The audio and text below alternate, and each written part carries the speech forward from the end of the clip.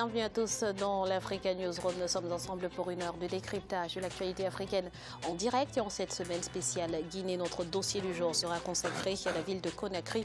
Quelle solution face à sa congestion? Eh bien, nous en parlerons au sommaire également, à peine dévoilé et déjà critiqué. La composition du nouveau gouvernement a fait débat en République démocratique du Congo. L'opposition dénonce une manœuvre politique du président Joseph Kabila pour se maintenir au pouvoir. Et puis en Afrique du Sud, Nkosazana Dlamini Zuma appelle à l'unité au sein de l'ANC, parti au pouvoir. C'était à l'occasion d'une conférence qu'elle animait à Ixopo, au sud du KwaZulu-Natal. Avec nous sur ce plateau pour en parler, un invité, M. Alpha Oumar Diallo. Bonsoir. Bonsoir, merci de votre invitation. Vous êtes membre de la société civile guinéenne. Merci à vous d'avoir répondu à cette invitation. Avec nous également nos éditorialistes, Alfred Chango. Bonsoir Alfred. Ravi de vous retrouver autour de ce plateau, Graziella, et puis à mes très chères téléspectatrices, merci de leur accueil bienveillant. Et Malik Acher. Bonsoir Malik. Bonsoir Graziella, un plaisir d'être parmi vous. Tout de suite, c'est l'info du jour.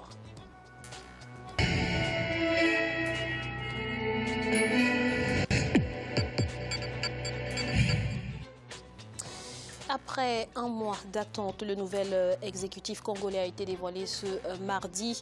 Et le moins que l'on puisse dire, c'est que les ajustements sont mineurs par rapport au précédent gouvernement. Un constat qui n'a pas manqué de faire réagir l'opposition politique. Les détails avec Deo Gracias Podo.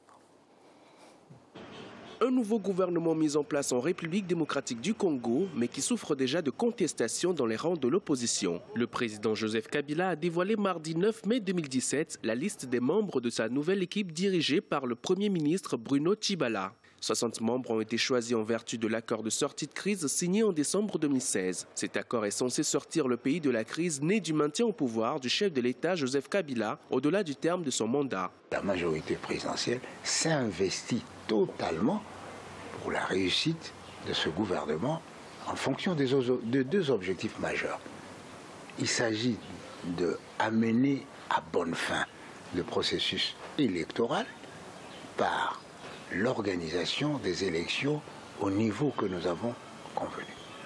Il s'agit en même temps d'assurer au peuple congolais les meilleures conditions sociales et sécuritaires pour son épanouissement.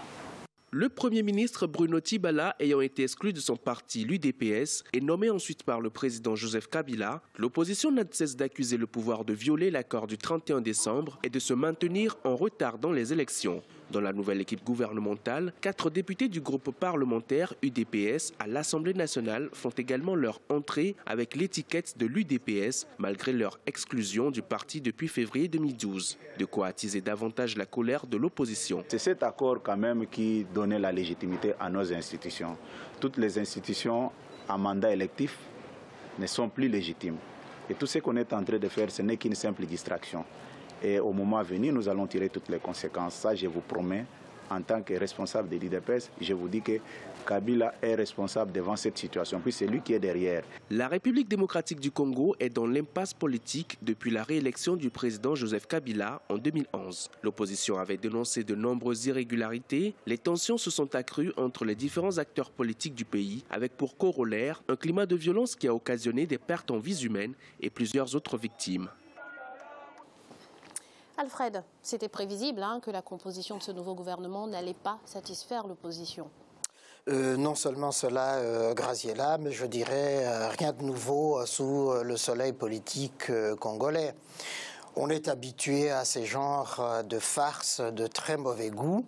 On en rirait si ce n'était pas tragique pour la République démocratique du Congo. Car on voit là encore l'expression de cette impéritie, de cette incurie de la classe politique congolaise. D'abord, nommer un gouvernement de 60 ministres dans une période brève de transition pour aller vers les élections présidentielles, ça rime à quoi exactement? C'est beaucoup trop selon vous? Non seulement beaucoup trop, mais inutile, mais budgétivore, parce que justement, tous ceux qui sont placés là sont là pour profiter de l'argent de la RD Congo et priver le peuple congolais justement des retours. Il y a des fonctionnaires qui ne sont pas payés depuis des mois et des mois. Et au fond, je dirais que ça traduit cette volonté de Joseph Kabila de ne pas se conformer aux règles que le politiciens congolais se donnent à eux-mêmes, comme d'habitude, et de manipuler au fond les uns les autres. Lorsqu'on constitue un tel gouvernement, on nomme d'abord un Premier ministre qui n'est pas représentatif justement de l'opposition qui a été au cœur de l'accord du 31 décembre de 2016.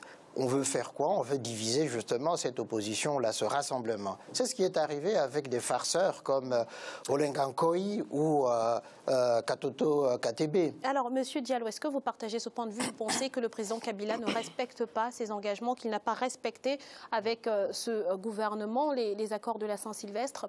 Ah oui, mais incontestablement, le président Kabila essaye de gagner du temps, essaye de mettre tout ce qu'il faut en place pour pouvoir rester le plus longtemps au pouvoir, parce que sinon les accords sont simples. On dit c'est l'opposition qui désigne celui qui va être Premier ministre. Donc ce n'est pas quelqu'un qui est déjà exclu du parti de l'UDPS qui allait être nommé comme Premier ministre en fait.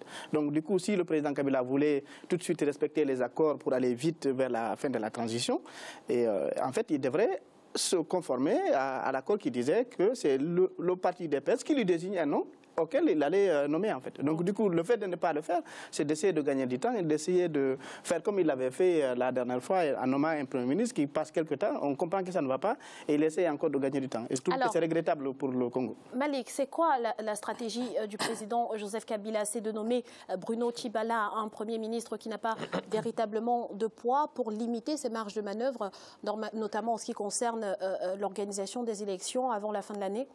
Je pense, je confirme cette analyse, je suis d'accord avec vous, ou du moins ce que vous sous-entendez, effectivement, c'est cette absence de marge de manœuvre. Finalement, c'est un cadeau empoisonné qu'a fait Joseph Kabila. Sous couvert d'avoir une certaine ouverture envers l'opposition, il a choisi le profil idéal, c'est-à-dire pas quelqu'un qui est partisan de l'opposition dure à Joseph Kabila. On le savait tous, on savait ce profil-là du Premier ministre Tshibala. On savait son profil. Et donc, finalement, le fait qu'il ait été exclu de l'UDPS n'est pas une surprise.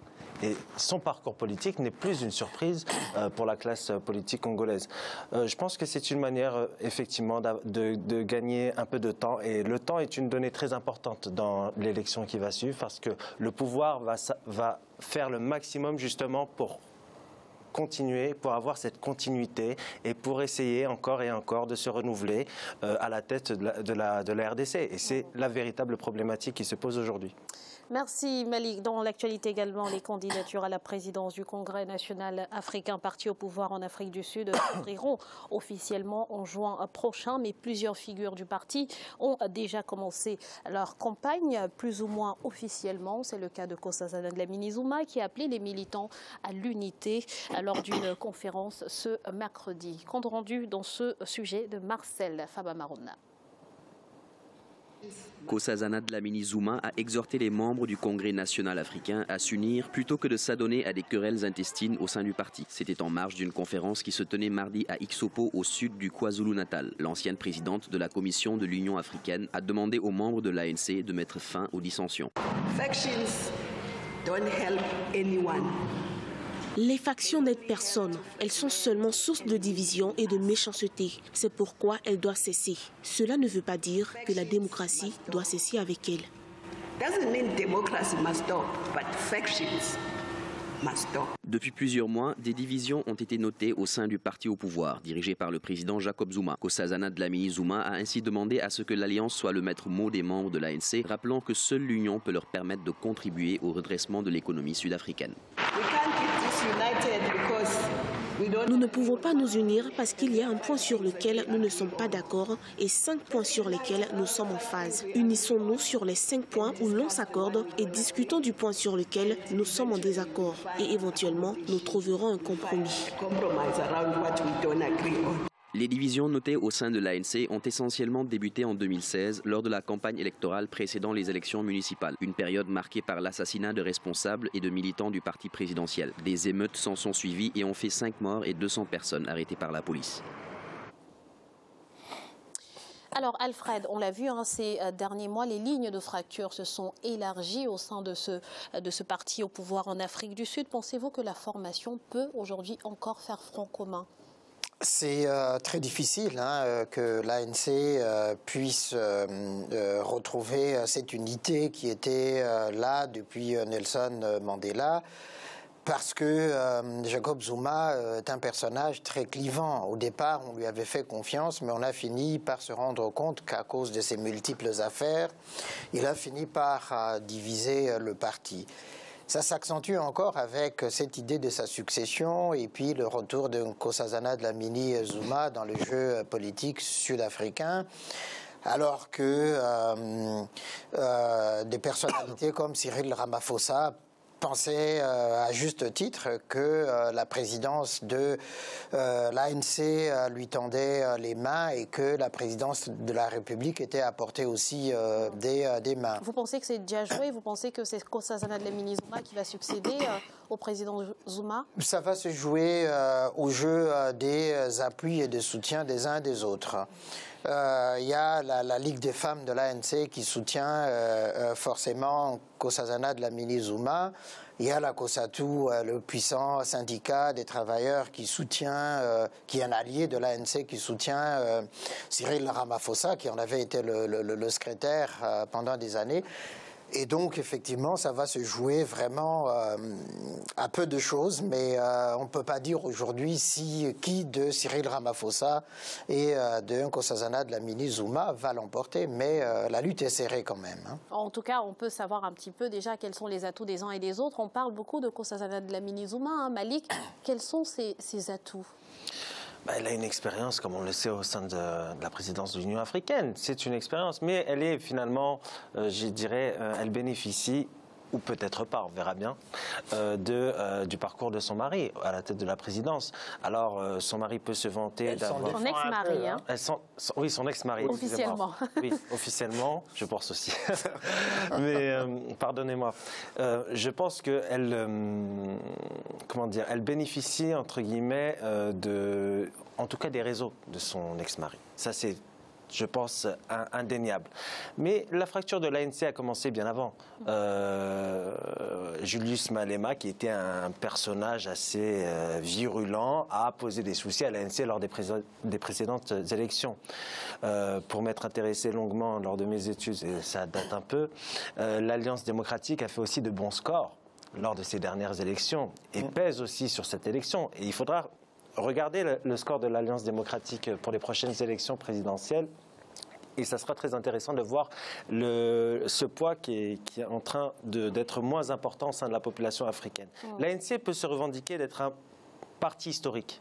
Cette légitimité d'avoir combattu l'apartheid, et je pense que c'est ce que va faire d'ailleurs tous les prétendants à la présidence de ce parti-là. Mais cette logique-là ne va plus fonctionner dans le temps. Je pense que c'est un glorieux passé, mais ça ne suffira pas pour convaincre les électeurs. Alors cette fois-ci, certainement, mais pas dans 10 ou 15 ans. Alors dans le court terme, le principal défi pour le prochain président de l'ANC sera sans doute, M. Diallo, de réussir à unir finalement toutes ces groupes aujourd'hui qui n'arrivent pas à s'entendre pour espérer l'emporter lors des prochaines élections.